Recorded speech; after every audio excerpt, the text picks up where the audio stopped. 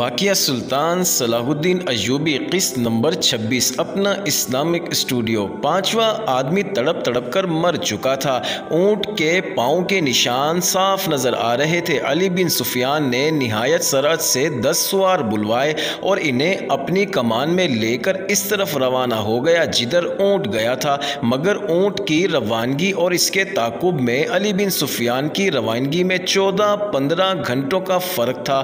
اونٹ تیز تھا اور اسے آرام کی بھی زیادہ ضرورت نہیں تھی۔ اونٹ پانی اور خوراک کے بغیر 6-7 دن تر و تازہ رہ سکتا ہے۔ اس کے مقابلے میں گھوڑوں کو راستے میں کئی بار آرام، پانی اور خوراک کی ضرورت تھی۔ ان عناصر نے تعاقب ناکام بنا دیا۔ اونٹ نے 14-15 گھنٹوں کا فرق پورا نہ ہونے دیا۔ فخر المصری نے تعاقب کے پیش نظر قیام بہت کم کیا تھا۔ علی بن سفیان کو راستے میں صرف ایک چیز ملی، یہ ایک تھیلا تھا۔ اس نے رک کر تھیلا اٹھایا، کھول کر دیکھا، اس میں کھانے پینے کی چیزیں تھیں۔ اسی تھیلے میں ایک اور تھیلا تھا، اس میں بھی وہی چیزیں تھیں۔ علی بن سفیان کے سونگھنے کی تیز حس نے اسے بتا دیا کہ ان اشیاء میں حشیش ملی ہوئی ہے۔ راستے میں اسے 2 جگہ ایسے آثار ملے تھے جن سے پتہ چلتا تھا کہ یہاں اونٹ رکا ہے اور سوار یہاں بیٹھے ہیں۔ کھجوروں کی گٹھلیاں، پھلوں کے بیج اور چھلکے بھی بکھرے ہوئے تھے۔ تھیلے نے اسے شک میں ڈال دیا۔ اس کے ذہن میں یہ شک نہ آیا کہ فخر المصری کو حشیش کے نشے میں لڑکی اپنے محافظ کے طور پر ساتھ لے جا رہی ہے۔ تاہم اس نے تھیلا اپنے پاس رکھا، مگر تھیلے کی تلاشی اور قیام نے وقت ضائع کر دیا تھا۔ ناظرین، فخر المصری اور موبی منزل پر بھی نہ پہنچے اور راستے میں پکڑے بھی جاتے تو کوئی فرق نہ پڑتا۔ سوڈانی لشکر میں ناجی اوروش اور ان کے ساتھی جو زہر پھیلا چکے تھے وہ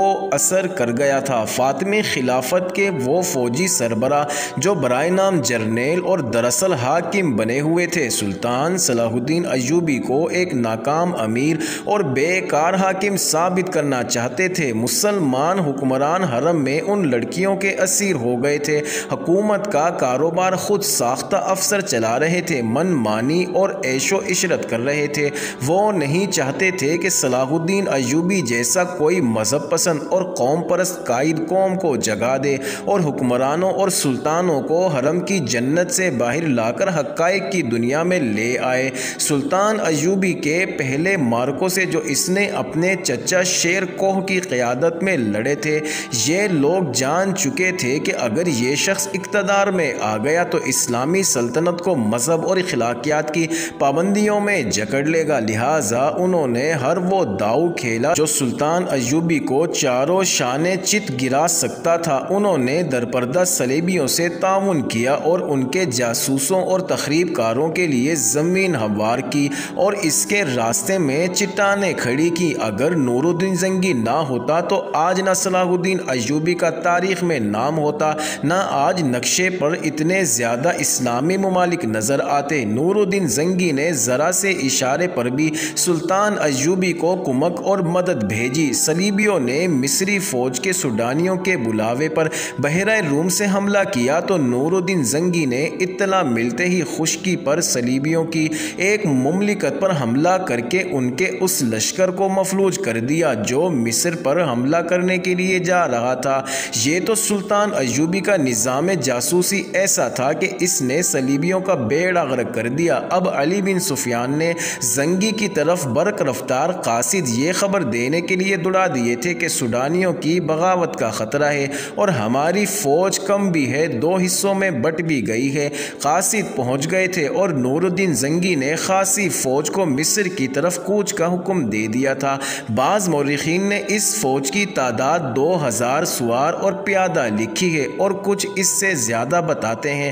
بہرحال زنگی نے اپنی مشکلات اور ضروریات کی پرواہ نہ کرتے ہوئے سلطان ایوبی کی مشکلات اور ضروریات کو اہمیت اور اولیت دی، مگر اس کی فوج کو پہنچنے کے لیے بہت دن درکار تھے۔ مسلمان نام نہاد فوجی اور دیگر سرکردہ شخصیتوں نے دیکھا کہ مصر میں سلطان ایوبی کے خلاف بے اطمینانی اور بغاوت پھوٹ رہی ہے تو انہوں نے اسے ہوا دی، درپردہ سوڈانیوں کو اکسایا اور اپنے مخبروں کے ذریعے یہ بھی معلوم کر لیا کہ سوڈانیوں کے سالاروں کو مروا کر خفیہ طریقے سے دفن کر دیا گیا ہے۔ سوڈانی لشکر کے کم رتبے والے کماندار سالار بن گئے اور صلاح الدین ایوبی کی اس خلیل فوج پر حملہ کرنے کے منصوبے بنانے لگے جو مصر میں مقیم تھی۔ وہ سلطان ایوبی کی آدھی فوج اور سلطان کی دارالحکومت سے غیر حاضری سے فائدہ اٹھانا چاہتے تھے۔ منصوبہ ایسا تھا جس کے تحت 50,000 سوڈانی فوجی سیاہ گھٹا کی طرح مصر کے آسمان سے اسلام کے چاند کو روپوش کرنے والی تھی۔ علی بن سفیان قاہرہ پہنچ گیا۔ وہ جن کے تعاقب میں گیا تھا ان کا اس سے آگے کوئی سراغ نہیں مل رہا تھا۔ اس نے اپنے ان جاسوسوں کو بلایا جو اس نے سوڈانی ہیڈ کوارٹر اور فوج میں چھوڑ رکھے تھے۔ ان میں سے ایک نے بتایا کہ گزشتہ رات ایک اونٹ آیا تھا۔ اندھیرے میں جو کچھ نظر آ سکا وہ 2 سوار تھے، ایک عورت اور ایک مرد۔ جاسوس نے یہ بھی بتایا کہ وہ کون سی عمارت میں داخل ہوئے تھے۔ علی بن سفیان کو یہ اختیار حاصل تھا کہ وہ وہاں چھاپا مارتا۔ سوڈانی فوج سلطنت اسلامیہ کی فوج تھی، کوئی آزاد فوج نہیں تھی، مگر علی نے اس خدشے کے پیش نظر چھاپا نہ مارا کہ یہ جلتی پہ تیل کا کام کرے گا۔ اس کا مقصد صرف یہ نہیں تھا کہ موبی اور فخر المصری کو گرفتار کرنا ہے، بلکہ اصل مقصد یہ تھا کہ سوڈانی قیادت کے عزائم اور آئندہ منصوبے معلوم کیے جائیں تاکہ پیش بندی کی جا سکے۔ اس نے اپنے جاسوسوں کو نئی ہدایات جاری کی۔ جاسوسوں میں غیر مسلم لڑکیاں بھی تھیں جو عیسائی یا یہودی نہیں تھیں۔ یہ قحبہ خانوں کی بڑی ذہین اور تیز ترار لڑکیاں تھیں، مگر علی بن سفیان نے ان پر کبھی 100% بھروسہ نہیں کیا تھا کیونکہ وہ دوغلا کھیل بھی کھیل سکتی تھی۔ ان لڑکیوں سے بھی اس لڑکی موبی کا سراغ نہ مل سکا جس کے تعاقب میں علی آیا تھا۔ 4 روز علی بن سفیان دارالحکومت سے باہر مارا پھرتا رہا۔ اس کا دائرہ کار سوڈانی فوجی قیادت کے ارد گرد کا علاقہ تھا۔ 5ویں رات وہ باہر کھلے آسمان تلے بیٹھا اپنے 2 جاسوسوں سے رپورٹ لے رہا تھا۔ اس کے تمام آدمیوں کو معلوم ہوتا تھا کہ کس وقت وہ کہاں ہوتا ہے۔ اس کے گروہ کا ایک آدمی کو ساتھ لیے اس کے پاس آیا اور کہا، یہ اپنا نام فخر المصری بتاتا ہے، جھاڑیوں میں ڈگمگاتا گرتا اور اٹھتا تھا۔ میں نے اس سے بات کی تو کہنے لگا مجھے میری فوج تک پہنچا دو، اس سے اچھی طرح بولا بھی نہیں جاتا۔ اس دوران فخر المصری بیٹھ گیا، تم وہی کماندار ہو جو محاذ سے ایک لڑکی کے ساتھ بھاگے ہو؟ علی بن سفیان نے اس سے پوچھا۔